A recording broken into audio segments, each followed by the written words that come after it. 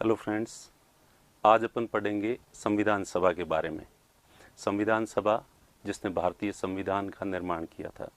तो संविधान सभा की मांग कब कब की गई थी, कब ब्रिटिश सरकार ने संविधान सभा की मांग को स्वीकार किया और किस प्रकार से संविधान सभा का निर्वाचन हुआ और किस प्रकार संविधान सभा ने कार्य किया था और संविधान सभा के समक्ष कौन कौन सी चुनौतियां आई थी और लोग संविधान सभा की क्या आलोचनाएं करते हैं, इन सब बातों के बारे में आज जो है वो अपन पढ़ेंगे। तो संविधान सभा की मांग सबसे पहले बाल गंगाधर तिलक ने की थी। 1895 में बाल गंगाधर तिलक जब वो स्वराज की बात कर रहे थे तो स्वराज का एक बिल पेश किया गया था और उस समय उन्होंने कुछ ऐसी बात की थी। हालांकि उन्होंने क्लियरली संविधान सभा कॉन्स्टिट्यूएंट असेंबली टर्म का प्रयोग नहीं किया था, ठीक है, लेकिन फिर भी उनकी जो बातें थी उसका मतलब यह निकलता था कि एक संविधान सभा बनाई जानी चाहिए और जो ब्रिटिश इंडिया है उसके लिए एक प्रॉपर कॉन्स्टिट्यूशन होना चाहिए जिससे भारत की शासन व्यवस्था का संचालन किया जा सके। तिलक के बाद 1922 में महात्मा गांधी जी ने जो है वो संविधान सभा की बात की थी। 1922 में महात्मा गांधी जी ने भी जो है क्लियरली संविधान सभा शब्द का प्रयोग जो है वो नहीं किया था। उन्होंने भी स्वराज को डिफाइन कर रहे थे वो, तो स्वराज को डिफाइन करते समय उनकी बातों का जो मतलब है वो कुछ ऐसा ही निकलता है कि जिसमें संविधान सभा की मांग हमें लगती है कि वो ऐसा चाहते थे कि भारत के लिए अलग से कॉन्स्टिट्यूशन बने और उसके लिए एक कॉन्स्टिट्यूएंट असेंबली जो है वो होनी चाहिए। और इसके बाद जो है 1928 में नेहरू समिति, नेहरू कमेटी, ये नेहरू पंडित जवाहरलाल नेहरू नहीं है, इनके पिताजी जो है मोतीलाल नेहरू, उनकी अध्यक्षता में 1928 में नेहरू कमेटी का गठन किया गया था। इसके बारे में डिटेल में आप हिस्ट्री की क्लासेस में पढ़ेंगे कि जब साइमन कमीशन में भारतीय प्रतिनिधि नहीं था, कोई भी भारत का सदस्य नहीं था, तो भारतीयों ने इसलिए उसका विरोध किया था। तो ब्रिटिशर्स ने जो है वो कहा था कि भारतीय संविधान के बारे में क्या जानते हैं और अगर इतना ही जानते हो तो आप लोग हमें सजेशन दो कि भारत में जो है ब्रिटिश इंडिया जो है इसमें क्या पॉलिटिकल रिफॉर्म्स किए जाने चाहिए। तो उसके लिए अगर भारतीय कोई सकारात्मक सुझाव हमारे पास लाएंगे तो वो हम उन पर विचार करेंगे। तो उस ब्रिटिश चुनौती को जो है वो स्वीकार किया गया और सभी दलों ने मिलकर जो है वो नेहरू समिति, मोतीलाल नेहरू की अध्यक्षता में नेहरू कमेटी का गठन किया गया था। इनकी बहुत सारी रिकमेंडेशंस थी, लेकिन उन रिकमेंडेशंस में से जो एक महत्वपूर्ण जो बात थी वो उसमें भी इन्होंने कॉन्स्टिट्यूएंट असेंबली की बात की थी। इसके बाद लेकिन अब तक इन्होंने तीनों ने, बाल गंगाधर तिलक, महात्मा गांधी और नेहरू समिति, तीनों ने ही क्लियरली कहीं पर भी संविधान सभा की बात नहीं की थी। कॉन्स्टिट्यूएंट असेंबली टर्म जो है वो यूज नहीं किया गया था और ये किस तरह से निर्वाचित होनी चाहिए थी ये भी इन्होंने कोई खास मेंशन जो है वो नहीं किया गया था। तो प्रॉपरली कॉन्स्टिट्यूएंट असेंबली टर्म का यूज करना और ब्रिटिशर से सीधी सीधी मांग करना जो है वो 1934 में 1934 में मानवेंद्र नाथ रॉय, MN रॉय ने सबसे पहले संविधान सभा की मांग की थी, ठीक है। तो MN रॉय जो है, अब ये MN रॉय कौन थे? मानवेंद्र नाथ रॉय के बारे में आप जानते होंगे, इनको father of communism in India, India का जो कम्युनिज्म मूवमेंट था, जो था कम्युनिस्ट पार्टी जो थी शुरू की, उसकी स्थापना MN रॉय ने की थी और उन्होंने ही भारत में वामपंथी आंदोलन को जन्म दिया था। ये एक अलग बात है कि आरंभ में ये वामपंथी थे, लेकिन कालांतर में इनका परिवर्तित हो गया और इन्होंने कम्युनिज्म को या मार्क्सवाद को या साम्यवाद को छोड़ दिया था और उसकी जस्ट अपोजिट जो विचारधारा है रेडिकल ह्यूमनिज्म की बात जो है वो मानवेंद्र नाथ रॉय ने की थी। पॉलिटिकल साइंस जिन लोगों के सब्जेक्ट है उन्होंने इंडियन थिंकर्स पढ़े होंगे, तो इंडियन थिंकर्स में सबसे महत्वपूर्ण थिंकर जो है वो MN रॉय को माना जाता है। तो इनकी जो आइडियोलॉजी है वो नियो ह्यूमनिज्म, नव मानववाद या रेडिकल ह्यूमनिज्म के रूप में जो है वो जाना जाता है। तो हम यहाँ पे ये बात कर रहे हैं पॉलिटी के अंतर्गत, कॉन्स्टिट्यूशन के अंतर्गत, कि MN रॉय ने जो है पहली बार 1934 में कॉन्स्टिट्यूएंट असेंबली की मांग की थी कि भारत में एक संविधान सभा बननी चाहिए और भारत के शासन व्यवस्था के लिए एक प्रॉपर कॉन्स्टिट्यूशन जो है वो बनना चाहिए। तो अब तक ये है। उसके बाद जो है 1935 में 1935 में कांग्रेस पार्टी ने ऑफिशियली, आधिकारिक रूप से, ठीक है, कांग्रेस पार्टी ने ऑफिशियली कहें या आधिकारिक तौर पर जो है वो डिमांड की थी। इतने साल तक कांग्रेस पार्टी की तरफ से कोई डिमांड नहीं हुई थी। इंडिविजुअल लोगों ने अपनी अपनी बातों में डायरेक्टली या इनडायरेक्टली जो है कॉन्स्टिट्यूएंट असेंबली की मांग की थी, लेकिन सीधे सीधे क्लियर शब्दों में कांग्रेस पार्टी ने आधिकारिक रूप से अपनी तरफ से 1935 में संविधान सभा की मांग जो है वो की थी। ठीक है, उसके बाद जो है 1938, सॉरी ये थोड़ा गलत हो गया है, ये 35 की जगह इसको 38 जो है वो माना जाए।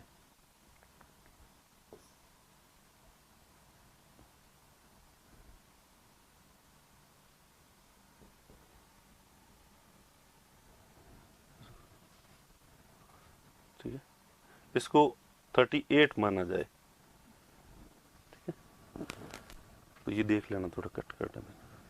तो 1938 में पंडित जवाहरलाल नेहरू ने कांग्रेस के प्रतिनिधि के तौर पर यह मांग की कि कॉन्स्टिट्यूएंट असेंबली का इलेक्शन होना चाहिए और वो सार्वभौमिक वयस्क मताधिकार के आधार पर होना चाहिए, यानी कि भारत की जो जनता है और यूथ जितने भी है, जो भी वयस्क हैं भारत के अंदर, 18 साल से ऊपर के जितने भी लोग हैं, उन सब के से वोटिंग करवा के और कॉन्स्टिट्यूएंट असेंबली का निर्वाचन किया जाना चाहिए, यानी कि संविधान सभा बने, ये तो है ही है।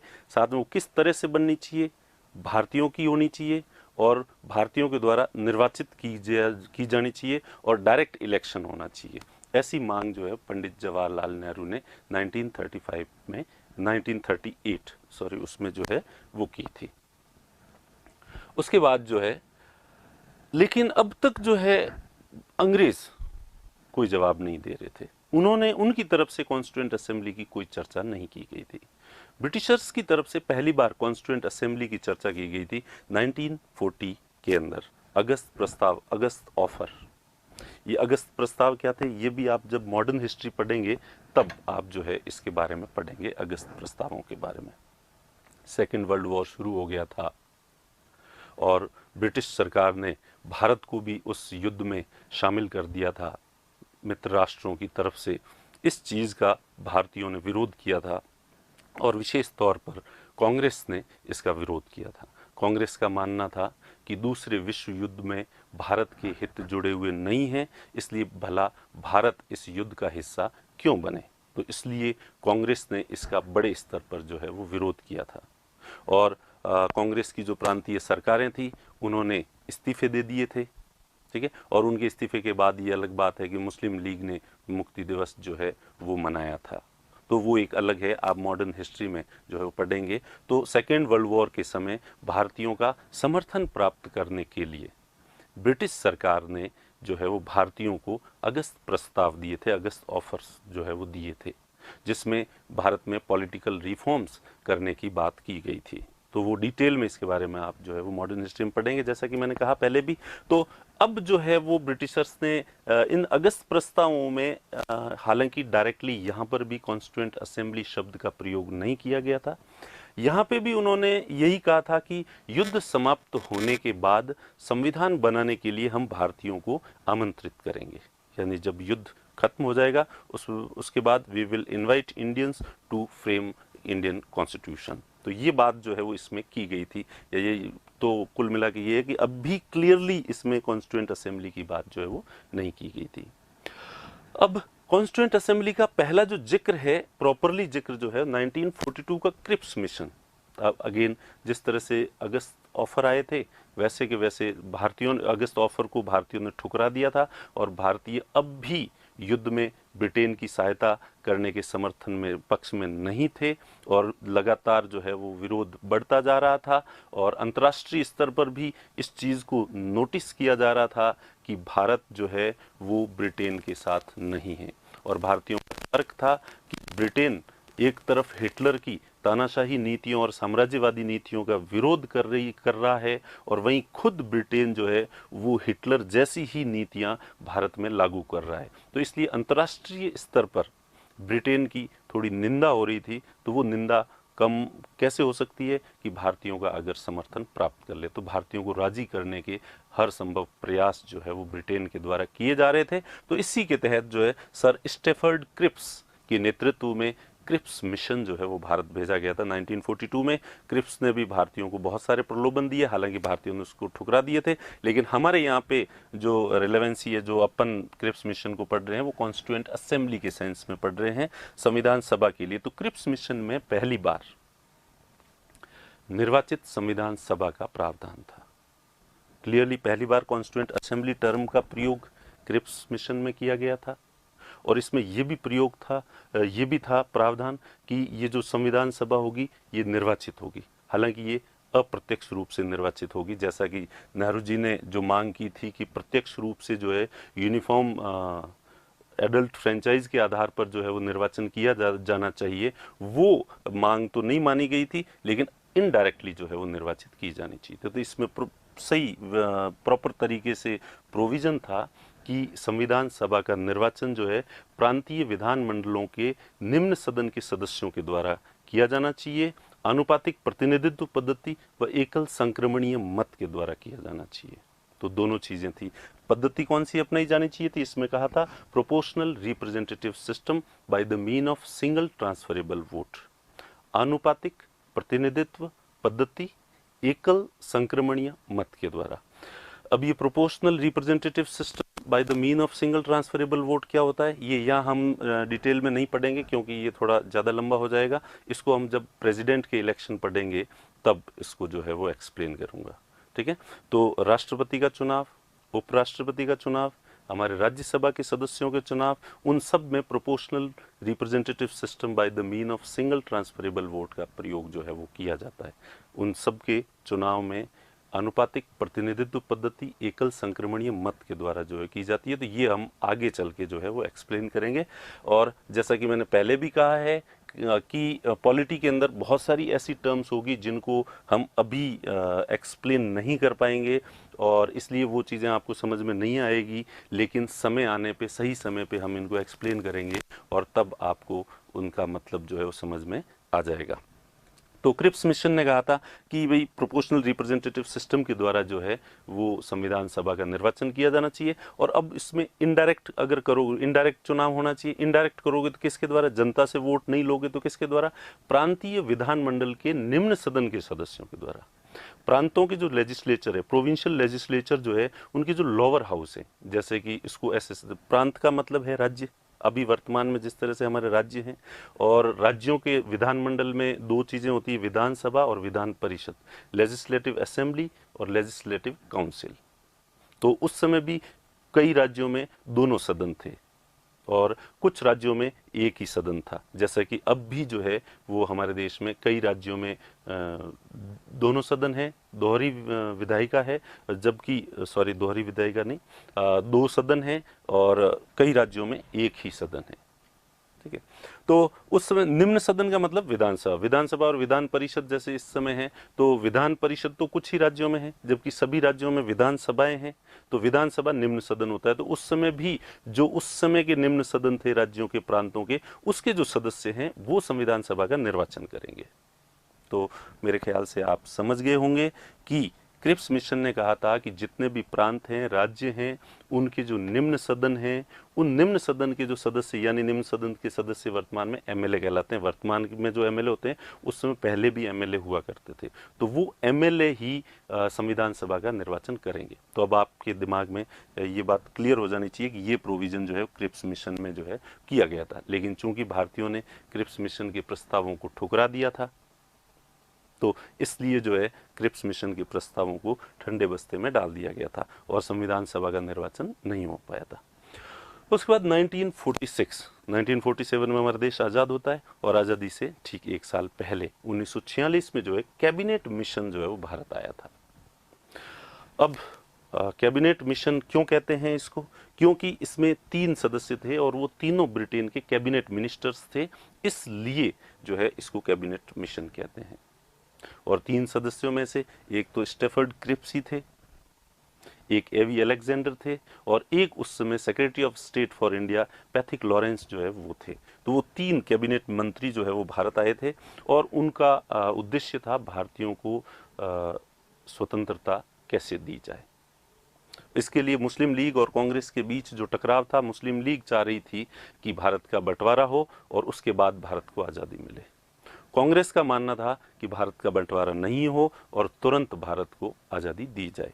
तो इस समस्या का समाधान करने के लिए ब्रिटेन में एटली की सरकार थी और एटली की सरकार ने अपने 3 महत्वपूर्ण कैबिनेट मिनिस्टर्स को भारत भेजा था और इसलिए उनका जो मिशन है वो कैबिनेट मिशन जो है कहलाता है। और कैबिनेट मिशन ने क्या कहा था तो ये विस्तार में आप फिर से मॉडर्न हिस्ट्री में पढ़ोगे, उसमें पढ़ोगे आप। और कैबिनेट मिशन ने जो है हालांकि भारत के विभाजन की बात को रिजेक्ट कर दिया था और उसने कहा था कि भारत का विभाजन नहीं किया जाना चाहिए और उसके साथ ही स्वतंत्र भारत में शासन व्यवस्था किस तरह से चले, उसका संविधान कैसा हो, इसके लिए कॉन्स्टिट्यूएंट असेंबली के इलेक्शन का प्रोविज़न इसमें किया गया था। तो इसमें जो प्रोविज़न था इसने as it is Cripps mission की जो रिकमेंडेशंस थी उन्हीं को कट कॉपी पेस्ट करके यहाँ लगा दिया था। कैबिनेट मिशन ने भी यही कहा था कि प्रांतीय विधानमंडल के निम्न सदन के सदस्यों के द्वारा, प्रांतीय विधानमंडलों के निम्न सदन जो होते हैं उनके जो सदस्य हैं उनके द्वारा आनुपातिक प्रतिनिधित्व पद्धति एकल संक्रमणीय मत के द्वारा संविधान सभा का निर्वाचन किया जाना चाहिए, ऐसा कैबिनेट मिशन ने कहा था। Constituent assembly should be elected by the members of lower houses of provincial legislatures and the system should be used the proportional representative system by the mean of single transferable vote। तो ये cabinet mission में provision था और अंततः cabinet mission की recommendation के आधार पर ही संविधान सभा का निर्वाचन हुआ था। तो अब आपसे अगर प्रश्न पूछा जाता है कि संविधान सभा का निर्वाचन किसके रिकमेंडेशन के आधार पर हुआ था, अगस्त ऑफर के आधार पर हुआ था, पंडित जवाहरलाल नेहरू की मांग के आधार पर हुआ था, क्रिप्स मिशन की रिकमेंडेशन के आधार पर हुआ था या कैबिनेट मिशन, तो आपका आंसर होगा कैबिनेट मिशन की रिकमेंडेशन के आधार पर जो है वो संविधान सभा का निर्वाचन हुआ था। तो 1946 में कैबिनेट मिशन ने अपनी रिकमेंडेशन दी थी और रिकमेंडेशन देने के कुछ समय बाद ही जो है वो संविधान सभा का निर्वाचन जो है वो हो गया था। तो जुलाई अगस्त 1946 में संविधान सभा का निर्वाचन हुआ था कैबिनेट मिशन के कहने पे। तो कैबिनेट मिशन ने क्या कहा था कि संविधान सभा में कितने सदस्य होने चाहिए, तो संविधान सभा ये प्रस्तावित था जो कि कैबिनेट मिशन ने कहा था कि संविधान सभा में टोटल कितने सदस्य होने चाहिए। तो संविधान सभा में टोटल 389 मेंबर्स जो है वो होने चाहिए। ये 389 मेंबर्स कहाँ से आने चाहिए थे, तो 389 मेंबर्स जो है में से 296 मेंबर्स जो है वो ब्रिटिश इंडिया से आने चाहिए और 93 मेंबर्स जो है वो प्रिंसली स्टेट्स से आने चाहिए। अब आपके दिमाग में एक प्रश्न होगा कि ब्रिटिश इंडिया और प्रिंसली स्टेट्स ये क्या थे। तो 15 अगस्त 1947 से पहले भारत के 2 रूप थे। एक वह भारत जिस पर ब्रिटिशर्स का डायरेक्ट राज था, प्रत्यक्ष रूप से अंग्रेज जो है वो शासन करते थे, तो उसे ब्रिटिश इंडिया कहते थे और यहाँ का जो प्रमुख प्रशासक होता था वो गवर्नर जनरल कहलाता था। और एक थे प्रिंसली स्टेट्स यानी रियासतें, जैसे कि अपनी राजस्थान की जो रियासतें हैं जयपुर, जोधपुर, उदयपुर, बीकानेर, कोटा, अलवर, भरतपुर, धौलपुर, तो ये प्रत्यक्ष रूप से ब्रिटिश सरकार के अंडर में नहीं थे। यहाँ पे राजाओं का शासन था और राजा भी डायरेक्टली ब्रिटिशर्स के अधीन नहीं थे, ठीक है। ये जस्ट सहायक संधि से ब्रिटिश क्राउन से जुड़े हुए थे। सब्सिडरी अलायंस के द्वारा इंडियन जो प्रिंसली स्टेट्स थे वो ब्रिटिश क्राउन यानी ब्रिटेन का जो राजा है उससे जुड़े हुए थे और उसमें ब्रिटेन ने इन राजाओं की सुरक्षा का आश्वासन दिया था। इन्होंने कहा था कि हम आपकी जो है वो रक्षा करेंगे, आपको सेना रखने की जरूरत नहीं है और हम आपको हर तरीके से प्रोटेक्ट करेंगे और आप अपना शासन खुद ही चलाओ। तो इस तरह से ये दो तरह के भारत उस समय जो है वो थे। तो जो ब्रिटिश इंडिया है वहाँ से 96 जो है वो सदस्य आएंगे, और ये जो रियासतें हैं यहाँ से 93 सदस्य जो है वो आएंगे। और कैबिनेट मिशन ने ये भी कहा था कि रियासतें जो है वो आज़ाद नहीं होगी और वो स्वतंत्र भारत का हिस्सा रहेंगी। उसमें ये भी पाकिस्तान की मांग तो अस्वीकार की थी, साथ में रियासतों को भी स्वतंत्र होने की परमिशन नहीं थी, और चूंकि रियासतें अलग नहीं होगी वो भी स्वतंत्र भारत का हिस्सा होगी, इसलिए जो प्रिंसली स्टेट्स जो है वो उनके सदस्य भी संविधान सभा में रखे गए थे। तो 296 ब्रिटिश भारत के सदस्य थे और 93 जो है वो रियासतों से आने थे। ब्रिटिश भारत के जो सदस्य थे वो निर्वाचित होने थे, इलेक्ट होंगे। इलेक्ट कैसे होंगे अपन ने अभी देखा, प्रांतीय विधानमंडल के निम्न सदन के सदस्यों के द्वारा, by the members of lower houses of provincial legislatures के द्वारा जो है ये निर्वाचित होंगे इनडायरेक्टली, जनता के द्वारा डायरेक्ट इलेक्ट नहीं होंगे। और रियासतों के सदस्य निर्वाचित नहीं होंगे क्योंकि वहां पे विधानमंडल ही नहीं थे, और विधानमंडल नहीं थे तो वो निर्वाचित कैसे होते, इसलिए ये मनोनीत नॉमिनेट करेंगे। वहाँ का जो राजा है, हर रियासत का जो राजा है वो अपने रियासत के सदस्य को मनोनीत करेगा। ये प्रोविजन जो है वो किया था। अब ये 296 जो सदस्य थे इसमें से भी पूरे जो है, अब ब्रिटिश भारत जो था वो दो तरह से था, दो चीजें जो पॉलिटिकल राजनीतिक इकाइयां जो थी वो प्रांत थे, उस समय 11 प्रांत थे, और कुछ जो है वो उच्चायुक्त प्रांत थे, प्रोविंसेस, प्रांत, यानी जिस तरह से आज हम राज्य कहते हैं, स्टेट कहते हैं, वैसे उस समय उसको प्रांत कहते थे। तो 11 प्रांतों से 292 सदस्य जो है वो आएंगे, और उच्चायुक्त प्रांत, high commissioners province, high commissioner यहाँ पे नियुक्त होते थे और उनका जो प्रोविंस होता था उससे 4 सदस्य जो है वो आएंगे। तो 4 सदस्य उच्चायुक्त प्रांतों से, आज भी जैसे राज्य होते हैं और यूनियन टेरिटरी होती है, तो राज्यों में अलग से जो है वो राज्यपाल होता है, मुख्यमंत्री होता है, वैसे, और यूनियन टेरिटरी यानी सीधी केंद्र शासित प्रदेश, केंद्र के द्वारा डायरेक्टली जो शासित किए जाते हैं, जिस तरह से यूटी है, उस समय कुछ छोटे छोटे प्रांत होते थे जिन्हें उच्चायुक्त प्रांत जो है वो कहा जाता था। तो वहां से 4 सदस्यों का प्रावधान था। तो इस तरह से ये टोटल जो संविधान सभा के 389 जो मेंबर्स थे उनमें से 296 ब्रिटिश इंडिया से, 93 रियासतों के द्वारा, रियासतों वाले मनोनीत होंगे और ब्रिटिश इंडिया वाले जो है वो निर्वाचित होंगे। और इस ब्रिटिश इंडिया में प्रांतों से 292 और उच्चायुक्त प्रांतों से जो है वो 4 सदस्य जो है वो आएंगे। अब ये जो उस समय का भारत है, तो यहाँ आपको जो ब्लू कलर दिख रहा है वो तो था, वहां पे राजाओं का शासन था, प्रिंसली स्टेट्स थे ये सब। और ये जो येलो कलर में ये जो मैप दिख रहा है आपको, वो वाला जो है वो ब्रिटिश इंडिया था, जहां पे अंग्रेजों का डायरेक्ट शासन था। तो यहाँ से ये जो थे, यहाँ पॉपुलेशन थोड़ी ज़्यादा थी, इस वजह से यहाँ से जो है वो 296 मेंबर्स आने थे, और जो ब्लू कलर का जो एरिया दिख रहा है यहाँ से 93 सदस्य जो है वो आने थे। तो ये था 2 ब्रिटिश इंडिया और प्रिंसली स्टेट्स जो है वो। अब संविधान सभा का निर्वाचन जो है, तो संविधान सभा का निर्वाचन जो है जो किया गया था, ये जो 389 जो मेंबर्स थे वो किस आधार पे निर्धारित किए गए थे। 389 ही मेंबर क्यों रखे, 410 क्यों नहीं रखे, 200 क्यों नहीं रखे? क्योंकि उस समय एक फॉर्मूला अपनाया गया था कि प्रति 10 लाख की जनसंख्या पर जो है वो एक प्रतिनिधि भेजा जाएगा। तो जिस प्रांत की जनसंख्या ज़्यादा होगी वहाँ से प्रतिनिधि जो है वो ज़्यादा जाएंगे। तो सबसे ज़्यादा सदस्य जैसे यूपी जिसे आज कहते हैं, इससे पहले यूनाइटेड प्रोविंस कहते थे, तो यहाँ से जो है 55 सदस्य सबसे ज़्यादा वहीं से गए थे।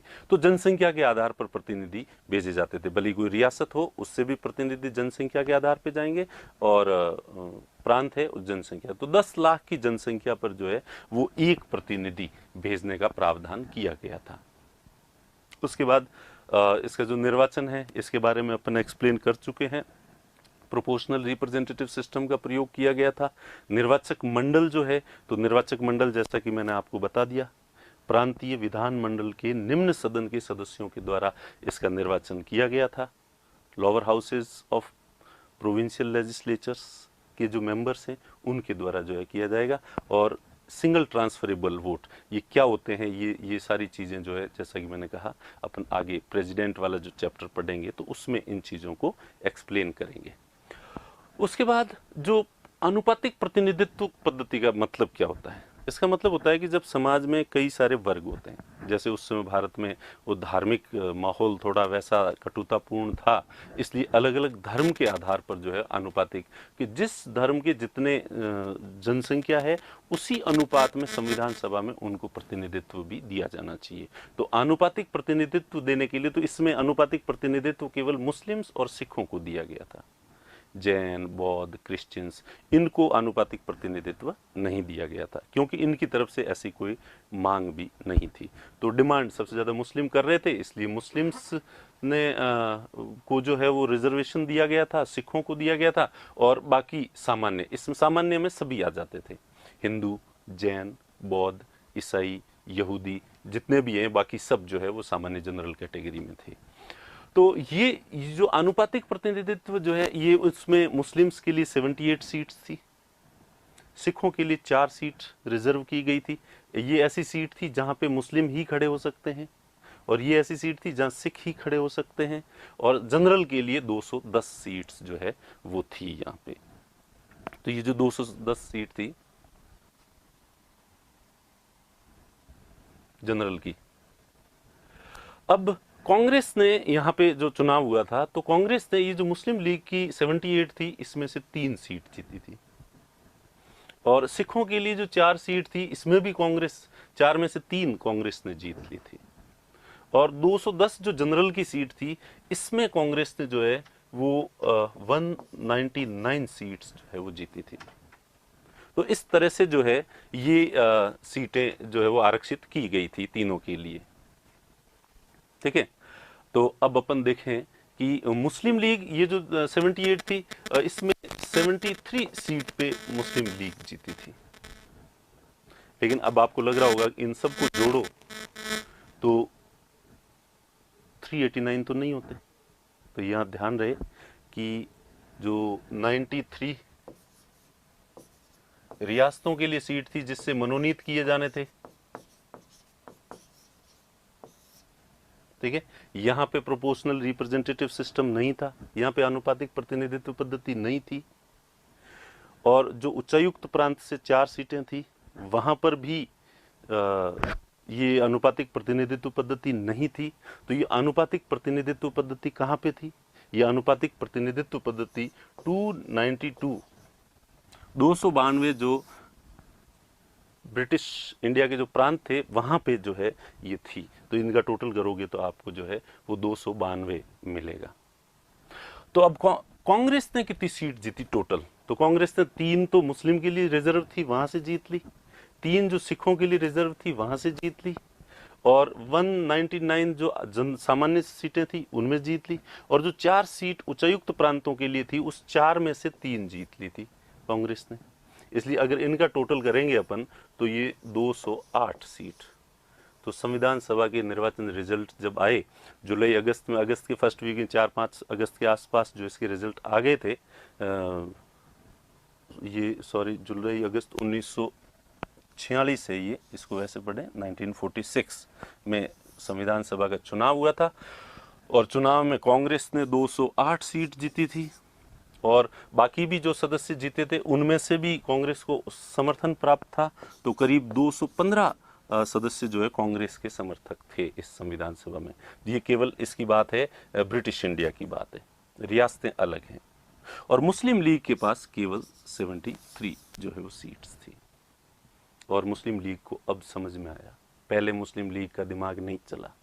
अब मुस्लिम लीग को लगा कि 296 में से कांग्रेस के पास 215 सदस्य हैं, और जो ज्यादातर रियासतों के सदस्य आएंगे वो भी ज्यादा सदस्य कांग्रेस के पास ही होंगे।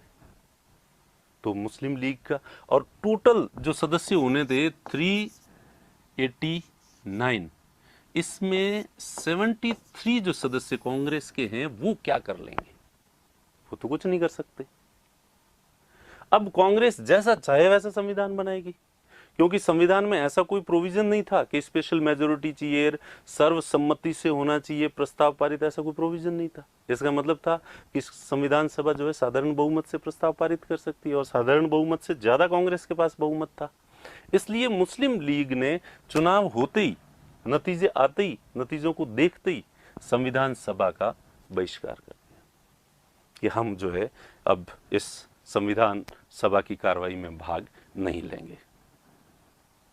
इसके नतीजे आने के बाद, और फिर आपको पता ही होगा, ये अगस्त का पहला सप्ताह था जब मुस्लिम लीग ने संविधान सभा के बहिष्कार की बात कर दी, और उसके जस्ट तुरंत बाद मुस्लिम लीग ने डायरेक्ट एक्शन डे की घोषणा कर दी 16 अगस्त को, कि 16 अगस्त 1946 को प्रत्यक्ष कार्रवाई दिवस मनाया जाएगा। Direct action.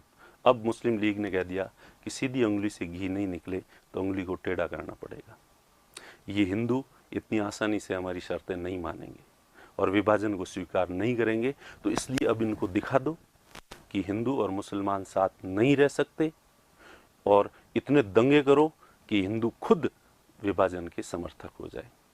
और 16 अगस्त को जो है सुबह से ही जहाँ जहाँ मुस्लिम बहुसंख्यक थे वहाँ पे दंगे शुरू हो गए और हिंदुओं को मारना काटना शुरू कर दिया। जब मुस्लिम बहुसंख्यक क्षेत्रों में हिंदुओं को मारना काटना शुरू किया, तो जहाँ हिंदू बहुसंख्यक थे वहाँ पे मुस्लिम्स को मारना काटना शुरू कर दिया, और पूरे देश में सांप्रदायिक दंगों का एक दौर चलने लगा, और ऐसा लगने लगा कि जैसे शासन व्यवस्था है ही नहीं। और अंग्रेज खुद घबरा गए इस स्थिति को देख के, क्योंकि अब भारत अंग्रेजों के से नियंत्रित नहीं हो पा रहा था, तो इसलिए उन्होंने भारतीयों को बुलाया, कांग्रेस, मुस्लिम लीग सबको बुलाया और कहा कि शासन व्यवस्था अभी के अभी आप जो है वो संभालो। अब उसमें मुस्लिम लीग ने शासन व्यवस्था में सरकार में शामिल होने से मना कर दिया, तो ब्रिटिश सरकार ने जो है वो नेहरू जी को उस समय का शासन प्रमुख बना दिया, और बाकी जो दल थे उन सब के प्रतिनिधियों को लेके और एक अंतरिम सरकार का गठन करके शासन व्यवस्था भारतीयों को सौंप दी। उसके बाद मुस्लिम लीग को लगा कि ये तो गलत हो गया, अब तो कांग्रेस पूरी तरह से सत्ता में भी आ गई है, तो इसलिए कालांतर में मुस्लिम लीग भी अंतरिम सरकार में शामिल हो गई। और मुस्लिम लीग इसलिए नहीं हुई थी कि वो कोऑपरेट करेगी, मुस्लिम लीग इसलिए शामिल हुई थी कि वो कांग्रेस की सरकार को अंतरिम सरकार को अस्थिर कर दे, और उन्होंने ऐसा किया। और ये दंगे इस तरह से बढ़ते गए, और सरकार के अंदर भी मुस्लिम लीग की असहयोग की वजह से जो है वो सरकार सही तरीके से काम नहीं कर पा रही थी, और कालांतर में कांग्रेसी भी ये मानने लग गए थे। और सरदार पटेल ने तो बाद में ये कह ही दिया था कि अब भले ही मुस्लिम लीग विभाजन चाहे या नहीं चाहे, अब तो हम चाहते हैं कि देश का विभाजन हो जाना चाहिए। और इसके साथ उन्होंने ये भी कहा कि आज अगर अपन विभाजन को मान लेते हैं तो कम से कम एक ही पाकिस्तान बनेगा, और अगर हम आज इस विभाजन को नहीं मानते हैं तो आने वाले समय में हर दफ्तर में एक हिंदुस्तान होगा और एक पाकिस्तान होगा, और पता नहीं कितने पाकिस्तान हमारे देश के अंदर बन जाएंगे। इसलिए हमें पाकिस्तान की मांग को स्वीकार कर लेना चाहिए। ठीक है, तो ये आप मॉडर्न हिस्ट्री में इस सारे घटनाक्रम को जो है वो बाद में पढ़ोगे, तो कुल मिला के हमारा यहाँ यही कहना है कि इस संविधान सभा का जो निर्वाचन हुआ, मुस्लिम लीग के केवल 73 मेंबर्स जो थे, और इन 73 मेंबर्स की वजह से मुस्लिम लीग ने जो है वो संविधान सभा का बहिष्कार कर दिया। इसलिए जुलाई अगस्त में संविधान सभा का निर्वाचन हुआ था, लेकिन संविधान सभा अपना कार्य शुरू करती है 9 दिसंबर को, 9 दिसंबर 1946 को। अगस्त से लेकर दिसंबर तक संविधान सभा ने कुछ भी कार्य नहीं किया। क्यों? क्योंकि इस समय प्रयास चलते रहे मुस्लिम लीग को मनाने के, कि मुस्लिम लीग को जैसे तैसे मनाकर जो है वो शामिल किया जाए और मिलजुल के जो है वो संविधान बनाया जाए। लेकिन मुस्लिम लीग जो है किसी भी कंडीशन में मानने के लिए तैयार नहीं थी, और वो मानी भी नहीं। इसके बाद जो है, अब जैसे कि ये अपन ने देखा कि जो है ये कांग्रेस की सीटें हैं, ये जो मैं पहले आपको समझा चुका हूं कि सामान्य सीटों पे 199 जीते थे कांग्रेस के मेंबर 210 में से, और सिखों के लिए जो आरक्षित सीट थी 4 में से 3 पर, और मुस्लिम्स के लिए जो आरक्षित थी उनमें भी कांग्रेस जीती थी, 3 कांग्रेस के मेंबर जो है जीते थे, और उच्चायुक्त प्रांतों से 3 जो है वो जीते थे, और मुस्लिम लीग के 78 जीते थे। अब ये जो संविधान सभा निर्वाचित हुई थी, तो इसमें कुछ सामान्य जानकारी, जैसे कि महात्मा गांधी और मोहम्मद अली जिन्ना, इन्होंने इस चुनाव में भाग ही नहीं लिया था, और ये संविधान सभा के सदस्य नहीं थे। गांधी जी ने तो बहुत पहले से कह दिया था कि मैं किसी भी राजनीतिक पद को स्वीकार नहीं करूंगा, इसलिए गांधी जी ने कोई चुनाव बेलगाम सम्मेलन के बाद उन्होंने कोई भी पॉलिटिकल पोस्ट जो है वो नहीं ली थी। तो जब गांधी जी नहीं लड़ रहे थे तो जिन्ना को लगा कि जब गांधी जी नहीं लड़ रहे मैं क्यों लड़ूं, तो इसलिए जिन्ना भी संविधान सभा के सदस्य जो है वो नहीं थे। जयप्रकाश नारायण और तेज बहादुर सप्रू ये संविधान सभा के लिए निर्वाचित हुए थे, लेकिन बाद में इन्होंने स्वास्थ्य संबंधी कारणों का हवाला देके और संविधान सभा से त्यागपत्र जो है वो दे दिया था। उसके बाद संविधान सभा में 15 महिला सदस्य जो है वो निर्वाचित हुई थी। 15 महिला सदस्यों के ये नाम है, आप लोग याद कर लेना, ठीक है, पूरे देख लेना। देखें ये आपके PDF में भी जो है वो दे रखे हैं 15 के 15 सदस्यों के नाम, ठीक है। अब उसके बाद अपन देखें कि 9 दिसंबर 1946 को संविधान सभा की पहली बैठक हुई थी। 9 दिसंबर 1946 को first sitting of constituent assembly, जैसे कि चुनाव अगस्त में हुए थे और पहली बैठक 9 दिसंबर को हुई थी। इस दिन से संविधान सभा ने काम करना शुरू किया था और इस समय जो है सच्चिदानंद सिन्हा को संविधान सभा का अध्यक्ष या ये कहें कि चेयरमैन या प्रेसिडेंट जो है वो अस्थायी प्रोटेम स्पीकर जिस तरह से अभी होता है लोकसभा के अंदर और हमारे विधानसभा में, उसी तरह से सच्चिदानंद सिन्हा को एक टेम्परेरी जो है प्रेसिडेंट बनाया गया था। सच्चिदानंद सिन्हा के नाम का प्रस्ताव जो है वो आचार्य कृपलानी ने जो है वो रखा था। आचार्य कृपलानी ने इनका नाम सजेस्ट रखा था कि इन्हें बनाया जाना चाहिए और उन्होंने ही इसकी घोषणा भी की थी। और इस सम्मेलन में 207 सदस्य जो है वो भाग लिया था। ये जो पहली बैठक थी जिसमें कि अपन देख रहे थे कि तो 389 मेंबर होने थे, तो 389 मेंबर्स नहीं भाग लिया था। उस समय कुल 207 सदस्यों ने ही संविधान सभा की पहली बैठक में भाग लिया था। सच्चिदानंद सिन्हा को क्यों बनाया गया था? क्योंकि ये एक फ्रांसीसी परंपरा है कि जब भी कोई नया सदन का गठन होता है और उसका परमानेंट चेयरमैन नियुक्त करने से पहले एक टेम्परेरी जो है वो नियुक्त करना हो, तो ऐसे में जो सबसे वरिष्ठ सदस्य होता है उससे नियुक्त किया जाता है। तो सच्चिदानंद सिन्हा ये जो संविधान सभा थी इनमें सबसे वरिष्ठ सदस्य थे, सबसे सीनियर। वरिष्ठ का मतलब उम्र के हिसाब से नहीं होता, पॉलिटी में कहीं पे भी अगर वरिष्ठ सदस्य की बात आती है तो वरिष्ठता का मतलब उम्र नहीं होता है, वरिष्ठता का मतलब होता है कार्यकाल। तो अपन ने पहले भी आगे चल के अपन देखेंगे कि पहली बार जो डेप्यूटी स्पीकर और डेप्यूटी स्पीकर जो है वो बने थे भारत के अंदर, तो उसमें सच्चिदानंद सिन्हा भारत के पहले डेप्यूटी स्पीकर बने थे सेंट्रल लेजिस्लेटिव असेंबली के। तो इस कारण से उस समय से ही सच्चिदानंद सिन्हा जो है सदन के सदस्य रहे, तो इनका कार्यकाल सबसे लंबा रहा था, इसलिए वरिष्ठ सदस्य थे, इसलिए इनको टेम्परेरी जो है वो अध्यक्ष बनाया गया था। इसके बाद जो है तो उस दिन और टेम्परेरी अध्यक्ष के 2 काम होते हैं, एक तो सभी सदस्यों को शपथ दिलाना और उसके बाद स्थायी अध्यक्ष का निर्वाचन करवा देना। दूसरी बैठक हुई 11 दिसंबर 1946 को और इस दूसरी बैठक में राजेंद्र प्रसाद जी को स्थायी अध्यक्ष जो है वो निर्वाचित कर दिया गया।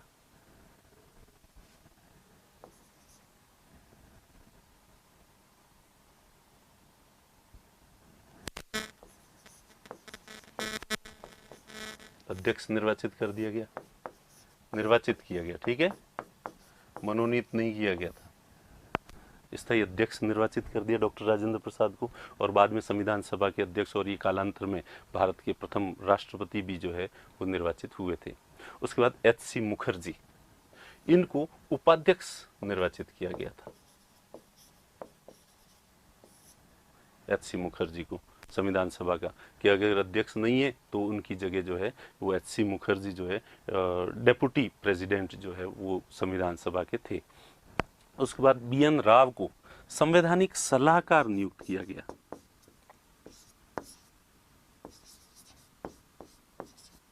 संवैधानिक सलाहकार। अब संवैधानिक सलाहकार ये इस संविधान सभा के सदस्य नहीं थे, ये संवैधानिक सलाहकार थे संविधान सभा के, ठीक है। इनको कि भाई हम संविधान कैसा बनाएं, आप हमें सलाह दें। इनको थोड़ा एक्सपीरियंस था क्योंकि ये पहले जम्मू कश्मीर के में मंत्री भी रहे थे और बर्मा का जो है वो संविधान इन्होंने तैयार किया था, तो ये इसका अनुभव था, इसलिए इनको जो है संवैधानिक सलाहकार जो है वो नियुक्त किया गया था। और इन्होंने ही पहला प्रारूप, संविधान का पहला प्रारूप इन्होंने तैयार, फर्स्ट ड्राफ्ट जो है कि संविधान का एक खाका जो होता है कि एक आउटलाइन कि किस तरह से संविधान जो है बना हुआ होना चाहिए, ये पहला प्रारूप इन्होंने ही दिया था। चूंकि संवैधानिक सलाहकार थे, इनका काम था कि संविधान सभा को बताए कि किस तरह का संविधान होना चाहिए, इसलिए इन्होंने जो है पहला प्रारूप, हालांकि अंतिम जो फाइनल ड्राफ्ट था वो ड्राफ्ट कमेटी ने तैयार किया था। उसके बाद वीटी कृष्णमाचारी, वीटी कृष्णमाचारी ये जो रियासतों की, जयपुर रियासत की तरफ से मनोनीत सदस्य थे संविधान सभा में। जयपुर, ये जयपुर के प्रधानमंत्री रहे हुए हैं और इसीलिए उस समय जयपुर के प्रधानमंत्री थे और इसलिए इनको जयपुर महाराजा ने ही संविधान सभा मनोनीत किया था। तो इनको बाद में करीब साल भर बाद जो है वो इनको संविधान सभा का दूसरा उपाध्यक्ष, पहले उपाध्यक्ष तो एच.सी. मुखर्जी थे और दूसरा उपाध्यक्ष जो है वीटी कृष्णमाचारी। एक टीटी कृष्णमाचारी अलग सदस्य थे, ये वो नहीं थे, टीटी कृष्णमाचारी नहीं थे, ये वीटी कृष्णमाचारी थे जो दूसरे उपाध्यक्ष जो है वो बने संविधान सभा के। दोनों रहे थे कि कभी कभी अगर ये नहीं हो तो उनकी जगह जो है ये सदन की अध्यक्षता जो है वो कर सकें। तो जो दूसरी बैठक थी संविधान सभा की, पहली बैठक 9 दिसंबर को हुई थी, संविधान सभा की दूसरी बैठक 2 दिन बाद 11 दिसंबर को हुई थी और 11 दिसंबर को ये महत्वपूर्ण, ये 3 महत्वपूर्ण जो है वो डिसीजन लिए गए थे। ये बाद कालांतर का है, इसको 11 दिसंबर से इसका कोई संबंध नहीं है, ठीक है, ये ध्यान रखना। उसके बाद संविधान सभा की तीसरी बैठक, थर्ड सिटिंग जो है वो संविधान सभा की हुई थी 13 दिसंबर को, ठीक 2 दिन, 11 के बाद 2 दिन बाद में जो है वो 13 दिसंबर को तीसरी बैठक हुई थी। और तीसरी बैठक में जो है पंडित जवाहरलाल नेहरू ने उद्देश्य प्रस्ताव पेश किया था, ऑब्जेक्टिव रेजोल्यूशन जो है वो पेश किया था, उद्देश्य प्रस्ताव। अब उद्देश्य प्रस्ताव क्या था कि संविधान सभा ने इकट्ठे तो हो गए कि अब क्या करना है, संविधान बनाना है। संविधान बनाने के संविधान सभा के क्या उद्देश्य है, हमें किन आदर्शों को, किन मूल्यों को प्राप्त करना है जिसके लिए हमें संविधान बनाना है। तो संविधान बनाते समय ध्यान किन बातों का रखना है, किन किन बातों को महत्व दिया जाना चाहिए, तो ये चीज जो है वो पहले क्लियर हो जानी चाहिए कि हमारे संविधान की आउटलाइन क्या है, ये पहले से फिक्स हो तो ज्यादा ठीक जो है वो रहेगा। इसलिए उद्देश्य प्रस्ताव, और उद्देश्य प्रस्ताव में संविधान की जो मूलभूत विशेषताएं हैं वही दी गई थी। तो अभी अपन देखेंगे कि इस जो उद्देश्य प्रस्ताव की मुख्य विशेषताएं क्या क्या थी, इसमें प्रोविजंस क्या क्या थे, उद्देश्य प्रस्ताव की प्रमुख विशेषताएं क्या थी। तो सबसे पहली जो विशेषता थी कि एक ऐसा संविधान बनाना है, भारत स्वतंत्र संप्रभु भारतीय गणराज्य की स्थापना करनी है।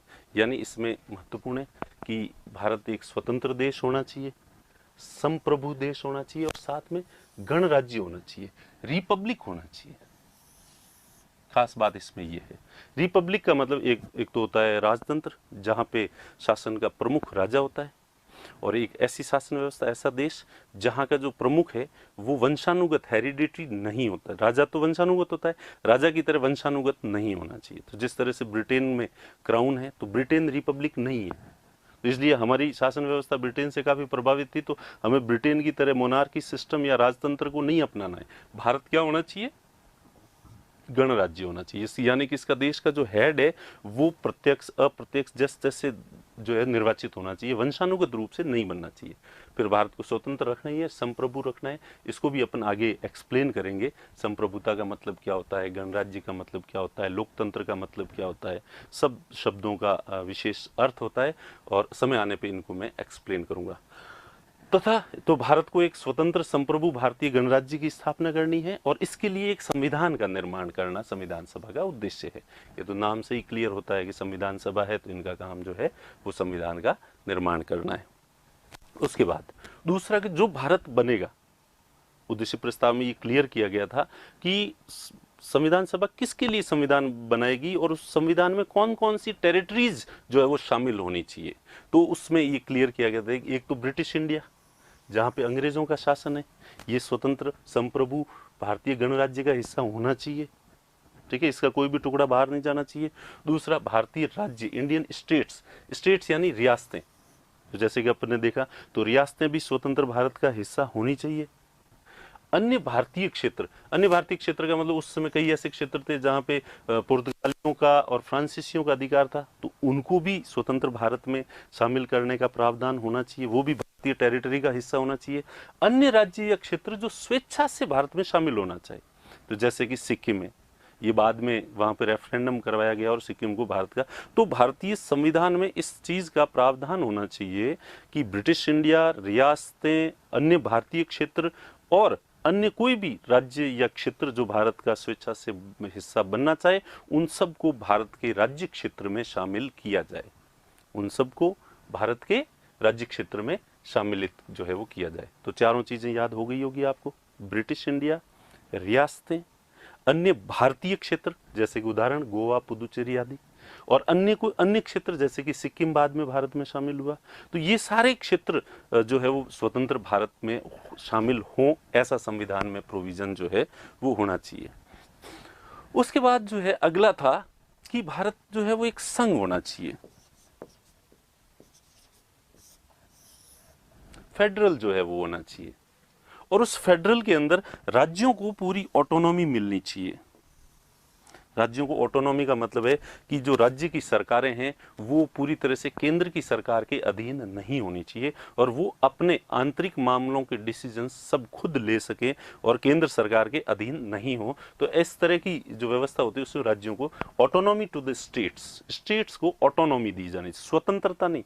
स्वतंत्रता शब्द तो होता है कि राज्य पूरी तरह से आजाद हो जाए, ऑटोनॉमी का मतलब है कि आंतरिक मामलों में उसे स्वतंत्रता जो दी जाती है, तो राज्यों को स्वतंत्रता दी जानी चाहिए और अवशिष्ट शक्तियां जो है ये राज्यों के पास होनी चाहिए। ये एक विशेष प्रोविजन था उद्देश्य प्रस्ताव का। अब सबसे पहले तो अवशिष्ट शक्तियां, रेजिड्यूरी पावर्स क्या होती है, वो सॉरी ये थोड़ा गलत लिख दिया है, रेजिड्यूरी पावर्स, ठीक है। अवशिष्ट शक्तियों का मतलब है कि जैसे अभी संघ सूची, राज्य सूची और समवर्ती सूची में जो विषय लिख दिए गए हैं, केंद्र और राज्य के बीच में बांट दिए गए हैं विषय, तो जो बांट दिए गए हैं उसके बावजूद जो बची हुई जो शक्तियां होती है, अवशिष्ट शक्तियों को सिंपल है बची हुई शक्तियां जो न तो केंद्र के पास है, न राज्यों के पास है और न समवर्ती सूची में। और बाद में अगर कोई चीज याद आती है कि अच्छा ये तो उस समय इस शक्ति का तो मेंशन ही नहीं किया गया, केंद्र को देनी है या राज्यों को देनी है, तो इस तरह की सारी शक्तियां जो है वो राज्यों के पास रहनी चाहिए। अमेरिका में अवशिष्ट शक्तियां राज्यों के पास है, लेकिन भारत में, कनाडा में अवशिष्ट शक्तियां जो है वो केंद्र के पास है। अब उद्देश्य प्रस्ताव में ये प्रोविजन था कि अवशिष्ट शक्तियां राज्यों के पास होनी चाहिए, क्योंकि मुस्लिम लीग की ये सबसे बड़ी डिमांड थी। पर चूंकि देश जब आज़ाद हुआ और पाकिस्तान वैसे ही अलग बन गया, तो इसलिए अब के राज्यों को अवशिष्ट शक्तियां नहीं दी जानी चाहिए। तो वर्तमान में अवशिष्ट शक्तियां केंद्र के पास है, लेकिन उद्देश्य प्रस्ताव में प्रोविजन था कि अवशिष्ट शक्तियां राज्यों के पास होनी चाहिए। उसके बाद ठीक है, उसके बाद शक्तियों का स्रोत जो है वो जनता होनी चाहिए। शक्तियों का स्रोत क्या होनी चाहिए? जनता, यानी ये लोकतंत्र होना चाहिए हमारे देश में। पहले में कहा है कि गणराज्य होना चाहिए, यहां कहा है लोकतंत्र। तो लोकतंत्र शब्द का सीधा सीधा यूज नहीं किया गया है। लोकतंत्र का जब जनता की शासन में भागीदारी होती है तो उसे लोकतंत्र कहते हैं, डेमोक्रेसी कहते हैं। इसमें क्लियर लिखा गया था ऑल कॉन्स्टिट्यूशन बॉडीज, गवर्नमेंट संगठन जितने भी हैं, उन सब की शक्तियों का स्रोत जो है वो जनता होनी चाहिए। All powers and authorities for the government and constitutional bodies should be derived from the people.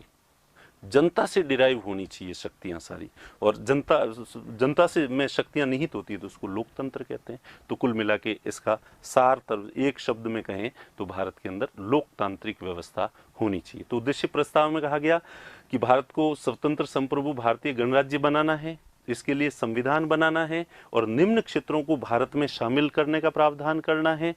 और उसके बाद राज्यों को ज़्यादा स्वतंत्र, जो भी संविधान बने और जो नया भारत बने उसमें राज्यों को पास ज़्यादा शक्तियाँ होनी चाहिए, अवशेष शक्तियाँ उनके पास होनी चाहिए, उन्हें ऑटोनॉमी होनी चाहिए, और उसके बाद जो है कि लोकतंत्र जो है वो होना चाहिए। इसके बाद जो है सभी नागरिकों को, जो भी भारत के नागरिक हैं, नागरिकों को न्याय मिलना चाहिए, जस्टिस, ये 3 तरह का, सोशल, इकोनॉमिक एंड पॉलिटिकल।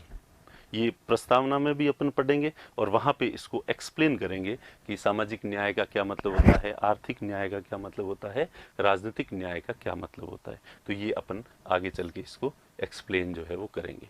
ठीक है, तो न्याय कितने तरह का न्याय है? 3 तरह का। उसके बाद फ्रीडम, स्वतंत्रता, सभी नागरिकों को जो है वो स्वतंत्रता सुनिश्चित होनी चाहिए। तो इसमें 8 तरह की स्वतंत्रता का उल्लेख किया गया है।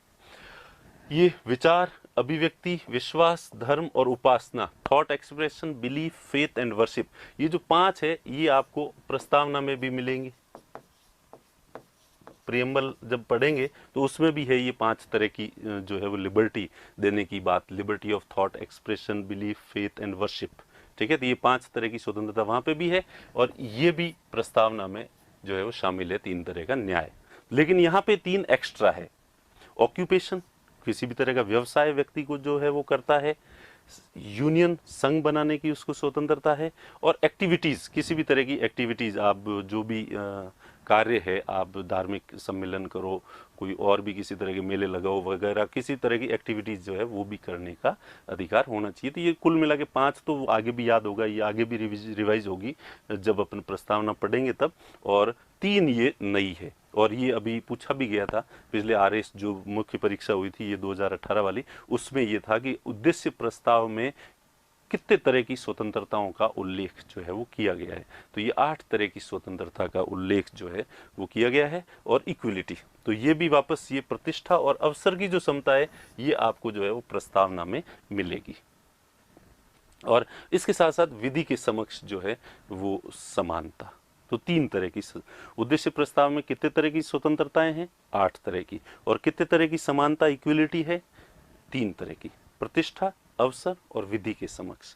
अपन जब प्रियम्बल पढ़ेंगे तो equality of status and opportunity जो है वो वहाँ पे भी मेंशन होगा, लेकिन यहाँ पे ये एक्स्ट्रा एक दिया गया है कि कानून के समक्ष भी सभी लोग जो है वो समान, सभी लोगों की प्रतिष्ठा एक जैसी होनी चाहिए, सभी लोगों को समान अवसर मिलने चाहिए और कानून के समक्ष जो है वो सभी समान। तो ये उद्देश्य प्रस्ताव की 5वीं विशेषता। 4 विशेषताएं अपने पिछले जो है वो पन्ने में देखी थी।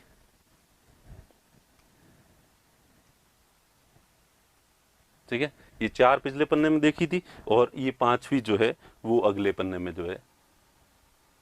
ठीक है, अब उसके बाद उद्देश्य प्रस्ताव की जो 6ठी विशेषता है वो है कि हितों का संरक्षण, प्रोटेक्शन ऑफ इंटरेस्ट्स। जो भी देश के कमजोर तबके हैं, कमजोर क्षेत्र हैं, उनके हितों के संरक्षण के लिए स्पेशल सेफगार्ड्स जो है वो होने चाहिए। There should be special safeguards for the protection of minorities, backward and tribal areas, socially deprived and other backward classes. तो ये 3 चीजें हैं इसमें ध्यान। किनके हितों का प्रोटेक्शन करना है?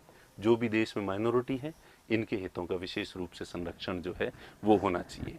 उसके बाद पिछड़े और जनजातीय क्षेत्र, ये ज्योग्राफिकल टर्म है, ये धार्मिक टर्म है, ये क्षेत्रगत, क्षेत्र बता रहे हैं कि जो पिछड़ा क्षेत्र होता है जैसे झारखंड हो गया, उड़ीसा हो गया, छत्तीसगढ़ हो गया, ये जो पिछड़े हुए जो क्षेत्र हैं उनके बैकवर्ड एंड ट्राइबल एरिया, जहाँ जनजातीय जो क्षेत्र है, ज्यादातर जनजातीय क्षेत्र जो है, जो राजस्थान में जैसे TSP एरिया है, तो इनके हितों के संरक्षण के लिए और सामाजिक रूप से वंचित और अन्य विचलित, तो ये SC ST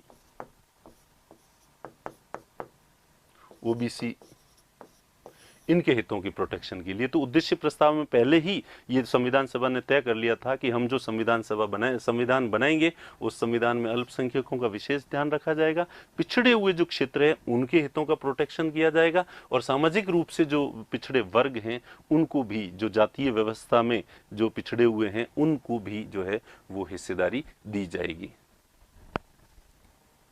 ठीक है, उसके बाद जो है 7वीं जो विशेष रखा गया था प्रोविजन, भारतीय राज्यों की क्षेत्रों की अखंडता। जो इंडियन टेरिटरी है इसकी इंटीग्रिटी को बनाए रखना हमेशा के लिए, ये ध्यान रखना है, इसकी जो एकता और अखंडता है उसको सुनिश्चित करना। अखंडता, integrity of the Indian territories जो है वो सुनिश्चित होनी चाहिए। और इसके साथ ही इसमें ये भी कहा कि जल, थल व नभ, ठीक है, लैंड, स्पेस एंड सी, जो भारतीय जो ये टेरिटरी है, इस टेरिटरी के अंतर्गत जो भी जल, थल और नभ तीनों, इस टेरिटरी के अंतर्गत आने वाली जमीन, इस टेरिटरी के अंतर्गत आने वाला समुद्र, पानी और इसके ऊपर का आसमान, इन सब पर संप्रभु अधिकार होना चाहिए, सॉवरन राइट होना चाहिए इसके अंतर्गत। तो भारतीय जो क्षेत्र है, टेरिटरीज है, इसकी इंटीग्रिटी, इसकी अखंडता को बनाए रखना और इस टेरिटरीज के अंतर्गत आने वाले जल, थल और नभ पर, लैंड, सी एंड स्पेस पर सॉवरन राइट जो है वो सुनिश्चित होना चाहिए। ये अगली विशेषता जो है वो है इसकी। और उसके बाद जो है अगला है विश्व शांति और मानव कल्याण। इसमें लिखा गया है कि प्राचीन काल से ही, इसमें और भी है भाषा इसमें, कि प्राचीन काल से ही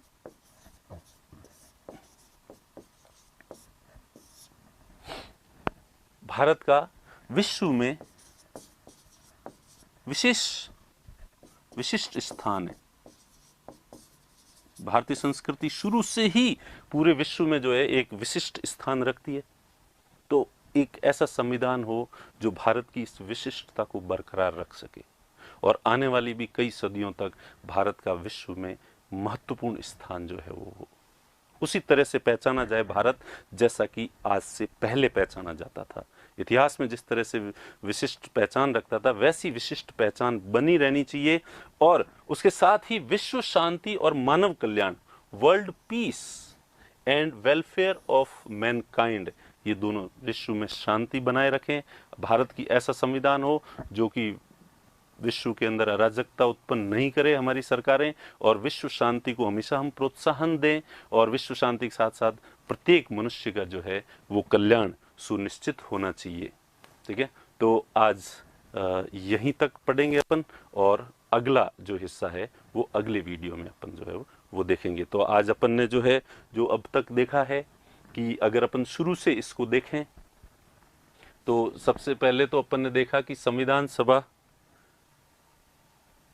ठीक है, अपन देखें कि संविधान सभा की मांग किस किस ने की थी। सबसे पहले अपन ने ये देखा।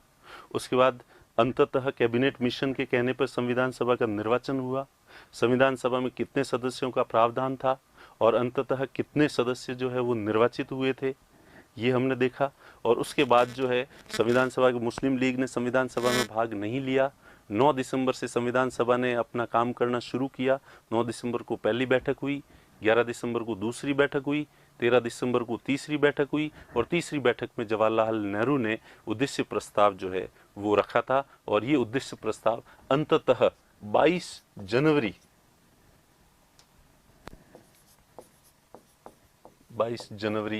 1947 को संविधान सभा ने इस उद्देश्य प्रस्ताव को पारित कर दिया था। और उद्देश्य प्रस्ताव पारित होने के बाद संविधान सभा ने अपना आगे का काम जो है वो शुरू किया था।